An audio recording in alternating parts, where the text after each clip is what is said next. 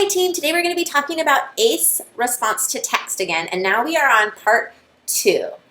So if you remember, ACE stands for, the A stands for answer the question, the C stands for cite evidence, and the E stands for explaining and or extending your answer.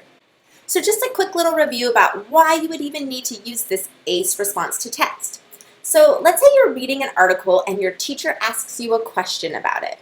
So the ACE writing, this technique is going to help you write a strong response to that question.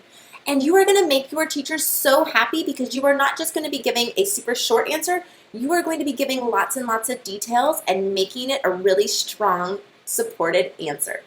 So if you have started this at part 1, you should have already read the question that you have to answer, read the text, the article, the passage, the chapter of the book, and you should have already done the A. You should have answered the question in your own words. That's when you restate the answer, you restate the question, and then you answer it using your own words. Today, we are going to be focusing on the C for citing evidence. So what does cite evidence even mean?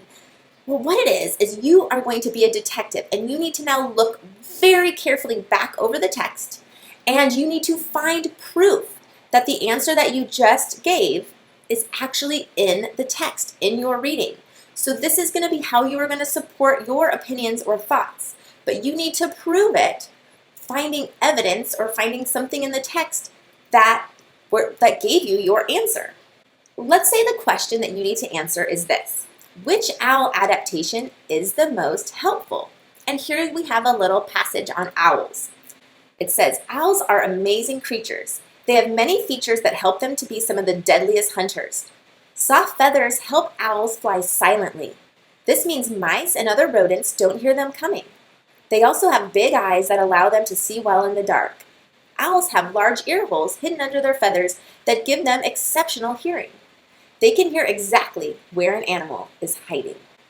So that is our text, and our question is, which owl adaptation is the most helpful? So let's pretend that this was the question that you have already answered, and let's say you have already written your answer.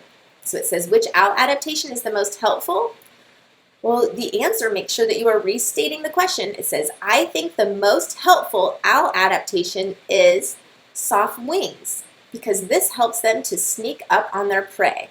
So if you notice, I restated the question. I think the most helpful owl adaptation is, and then I said soft wings, because, so I use that word because I need to explain why I think that. This helps them to sneak up on their prey. So this is where I answered the question. So let's say I had already done that yesterday.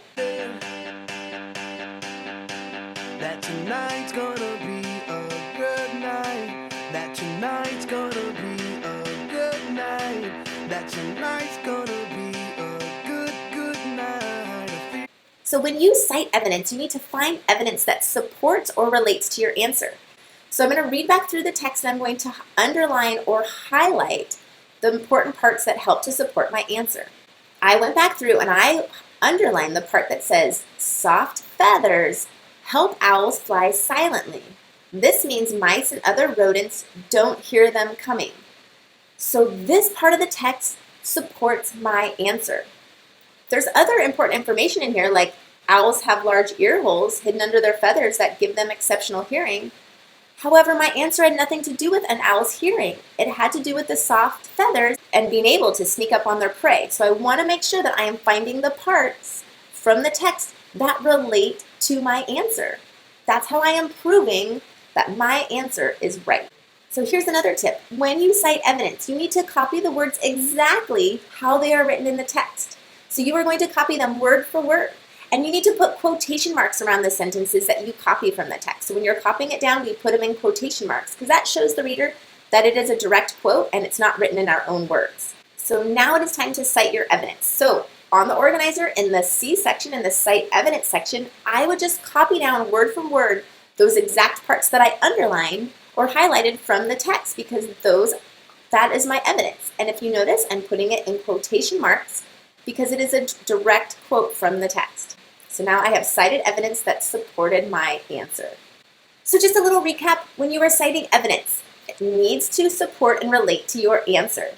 Okay, when you read back through, you're going to highlight or underline those parts from the text that are going to support your answer, that are going to give you proof.